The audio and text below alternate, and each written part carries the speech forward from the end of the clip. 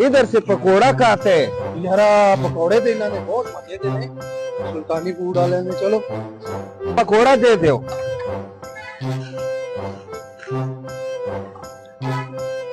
सही सही डालो। चलो मारा जबरदस्त। ये चटनी डालो ना, चटनी। चटनी भी डालो इसमें। वाह जी वाह, जबरदस्त। कैसे ठंडा मौसम में पकोड़ा बहुत मजा करते हैं। मजा हाँ, कितने पैसे हुए जी? वो नहीं पैसे हम देते हैं मना। पंजाबी मैसे देगा और नहीं यार हम पैसा देगा। पैसे देगा और नहीं यार पैसे मैं पैसा दे। मैं दूंगा पैसे। चलो तुम दे दो। ये लो भाई पैसे।